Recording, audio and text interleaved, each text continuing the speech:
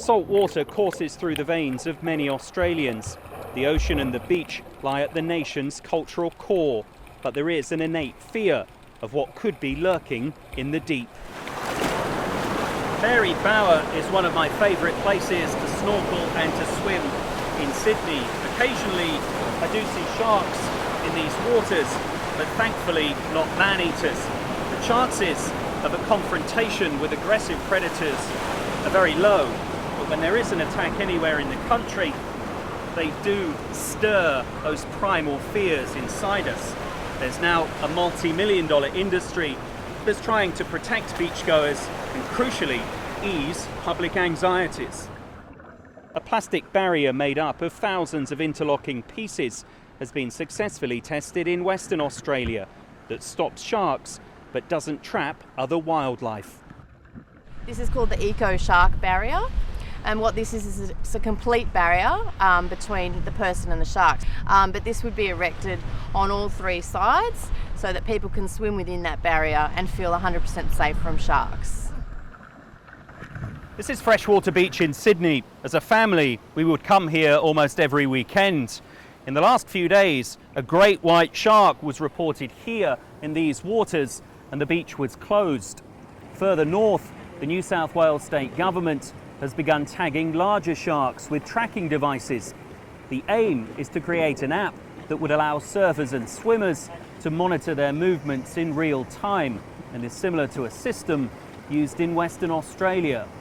Tagging and tracking is quite a good method. In WA, they actually use it with the app that people can know when sharks have entered an area. The problems with it is that you just can't tag every shark. So only the tag sharks will set off an acoustic receiver, and the others will not. In New South Wales, more than 50 beaches are protected by shark nets. Here at Queenscliff, there's a short stretch of meshing that's designed to protect swimmers from predators. There are two more bits of meshing further south along the same bay. In the last 75 years, there's just been one recorded fatality by a shark bite at a meshed beach. It is, though, a controversial method. Opponents include Paul de Gelder, a former Navy diver who lost a hand and part of a leg in a bull shark attack in Sydney Harbour. The shark nets are taking out whales, dolphins, turtles, rays, non-threatening sharks, just so they can kill a couple of sharks that might be dangerous. That's just ridiculous to me in this technological age where we have such incredible advancements, where I have a robot leg. Surely we can keep sharks out of a bay. Drones that can spot sharks from the sky and smart buoys that can recognise their shape in the water are among other technologies being considered.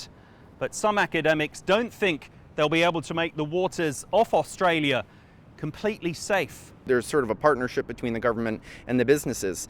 So I think those are the two parties that are benefiting. Whether the public gains any benefit out of all of this money is the real question. And I remain skeptical that, that there's a way to shark-proof Australia, that there's a government response or a technological solution to dealing with wild animals in the ocean. Killing or culling sharks isn't popular among many Australians, despite a spike in attacks so far this year. For those of us who do go in the water, there is an acceptance that there are potential dangers, but there's also a realisation that the risks are very small. Phil Mercer, BBC News, at Fairy Bower in Sydney.